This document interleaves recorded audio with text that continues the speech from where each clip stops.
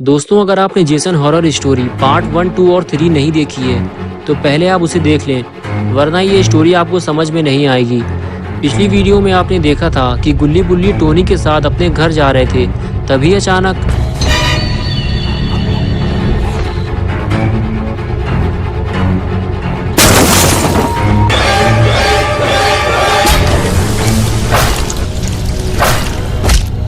Make mommy proud, Jason. Don't let them escape. Jason ने Tony को मार डाला। ये देखकर गुल्ली बुल्ली गाड़ी से बाहर निकलकर भागे। जेसन इतनी जल्दी यहाँ पहुँच जाएगा, ये तो गुल्ली और बुल्ली ने सोचा ही नहीं था।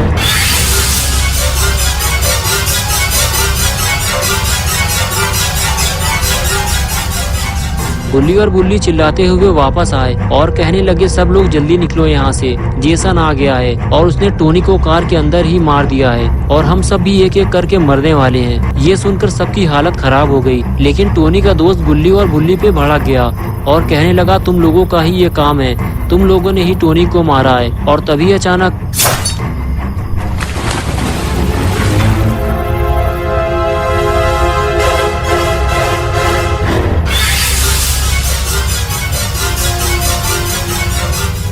तभी वो लड़की कहती, उसे गोली मार दो। टोनी की राइफल टेंट के अंदर रखी है। गुल्ली फौरन भागते हुए टेंट के अंदर जाता है।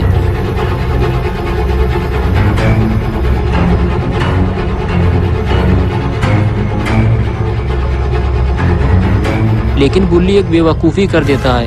वो दौड़कर जेसन को एक जोरदार किक मारता है, लेकिन जेसन पर उस किक का कोई असर नहीं होता। गुल्ली खुद उल्टा मुसीबत में फंस जाता है। लेकिन तभी गुल्ली राइफल ले आता है और देखते ही देखते वो जेसन को गोली मार देता है। Jason, my boy, do you know what your gift is? No matter what they do to you, you cannot die. You can never die. लेकिन जेसन मरता नहीं है, बस वो थोड़ी देर के लिए फ्रीज हो जाता है। और तभी बुल्ली दौड़ता हुआ जाता है और जेसन का मास्क उतारने की कोशिश करता है और कुछ ही देर में वो जेसन का मास्क उतार लेता है और उसे लेकर गुल्ली के पास जाता है और उसे जेसन का मास्क दिखाता है। गुल्ली मास्क देखकर बहुत खुश होता है, लेकिन इन दोनों को कहीं इसकी कीमत ना चुकानी पड़े। और अब आगे की स्टोरी देखते हैं।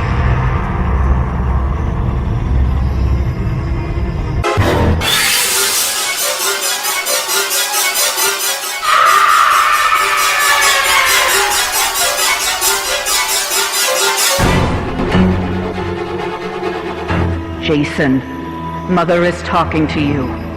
Find them. जेसन को करीब आता देखकर गुल्ली और बुल्ली फौरन वहां से भागते हैं और उनके साथ साथ टोनी की गर्लफ्रेंड सोफिया भी गुल्ली और बुल्ली के पीछे भागती है। जेसन बिना मास्क के बहुत ही ज्यादा खतरनाक और डरावना लग रहा है, इसलिए वो अपने चेहरे पर मास्क लगाए रहता है ताकि उसका असली चेहरा कोई ना देख सके। लेकिन बुल्ली ने जेसन का मास्क उतार के अच्छा नहीं किया और अब जेसन किसी को भी जिंदा नहीं छोड़ेगा। गुल्ली बुल्ली और सोफिया को ऐसी जगह छुपना होगा कि जेसन उन्हें ना देख सके, वरना ये तीनों मारे जाएंगे। और इधर टोनी का दोस्त जैक टेंट के अंदर छुपकर ये सब देख रहा होता है। वो जेसन को देखकर बहुत ही ज्यादा डरा हुआ भी है।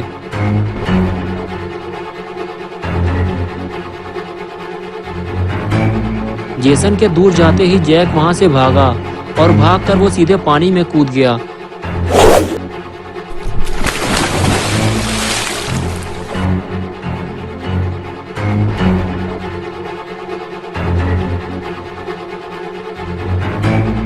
जैक तैरते हुए नाव के करीब जा रहा है, लेकिन जेसन ने उसे देख लिया है और अब उसकी खैर नहीं।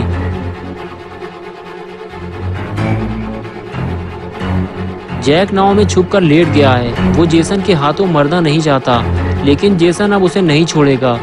जैक पानी में जाकर फंस चुका है। उसे पानी के अंदर नहीं बल्कि बाहर भागना चाहिए था।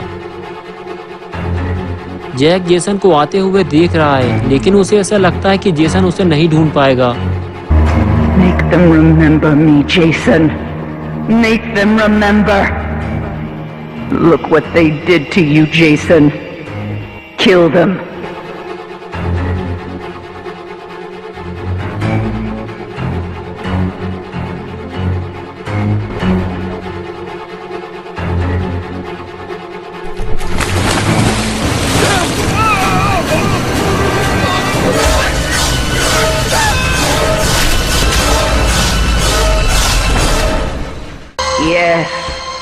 Kill for mother.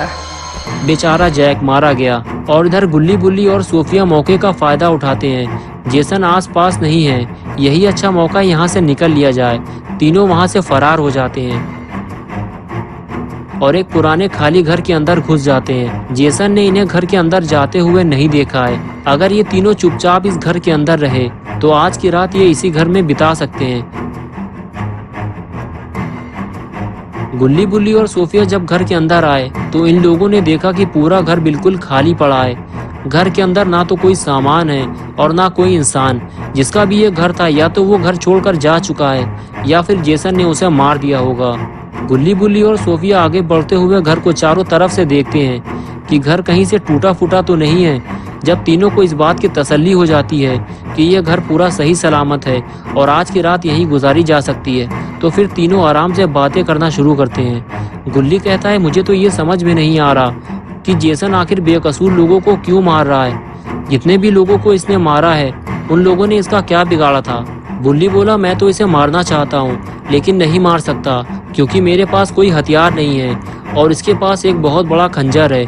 तभी सोफिया कहने लगी, लोग जेसन के बारे में अलग अलग स्टोरी सुनाते हैं लेकिन टोनी ने मुझे बताया था कि जेसन बचपन से ही थोड़ा अजीब था। उसका चेहरा कुछ ठीक नहीं था। लोग उसे हैरत भरी नज़रों से देखते थे और बच्चे उसे बहुत परेशान करते थे। कहते थे कि तुम भूत हो।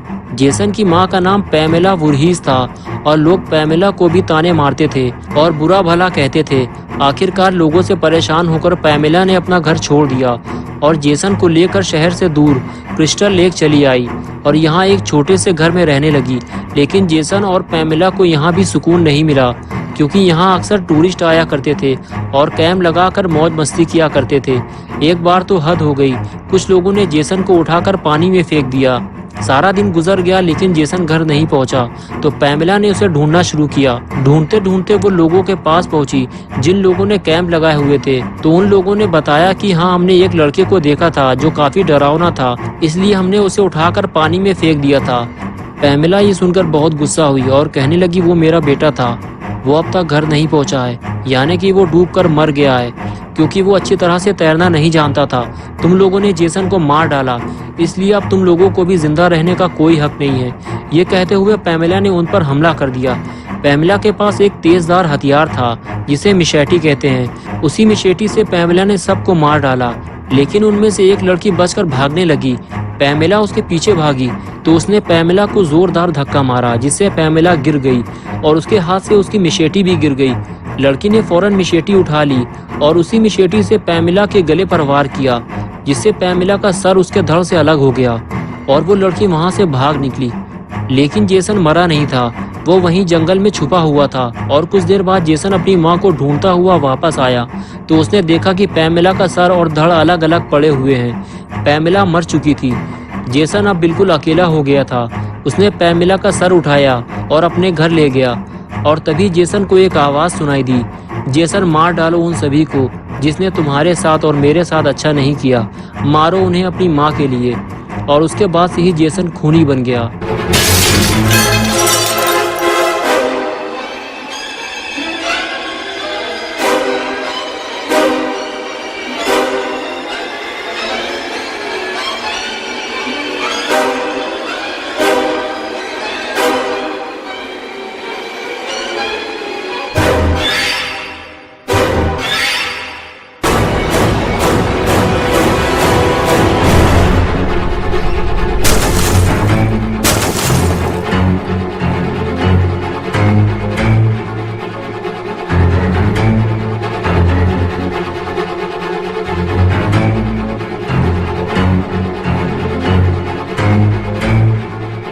गुल्ली बुल्ली और सोफिया खिड़की से बाहर कूद गए, वरना जेसन इन तीनों को घर के अंदर ही मार डालता।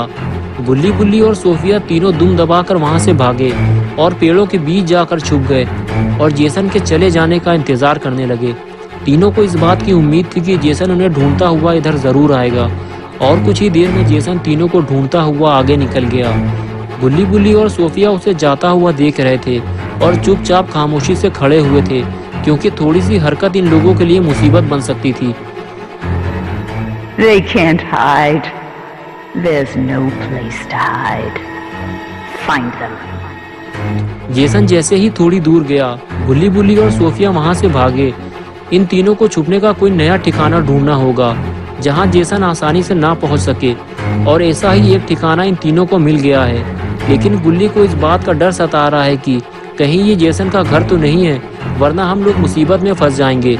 बुल्ली कहता है कि अगर ये जेसन का घर हुआ तो उसकी माँ का कटा हुआ सर इस घर में जरूर होगा, चलो चल कर देखते हैं। ये कहकर तीनों उस घर के अंदर जाने लगते हैं। लेकिन ये घर पहले वाले घर से भी ज्यादा पुराना लग रहा है। गुल्ली बुल्ली और सोफिया जैसे ही घर के अंदर पहुंचे तो उनकी नजर कटे हुए सर को ढूंढने लगी, लेकिन यहाँ तो कोई भी कटा हुआ सर नहीं रखा है। ये घर तो पूरा खाली है। लेकिन सामने एक और दरवाजा लगा हुआ है। गुल्ली आगे बढ़ते हुए दरवाजे तक जाता है और डरते हुए दरवाजा खोल देता है।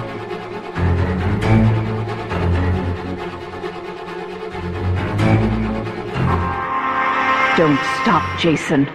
They deserve to die. Make them suffer like we did. गुल्ली और बुल्ली पैमेला वुरहीस का कटा हुआ सर देखकर हैरान हो जाते हैं। तभी सोफिया कहती है जल्दी निकलो यहाँ से, ये जगह छुपने के लिए ठीक नहीं है। बुल्ली कहता है कि ये जेसन का घर है, वो यहाँ जरूर आता होगा, इससे पहले कि वो यहाँ आ जाए हम तीनों को यहाँ से निकल लेना चाहिए। तो दोस्तों क्या होगा अब गुल्ली बुल्ली और सोफिया का? दोस्तों अगर आप पार्ट 5 देखना चाहते हैं तो इस वीडियो को लाइक करें, चैनल को सब्सक्राइब करना और बेल आइकन दबाना ना भूलें।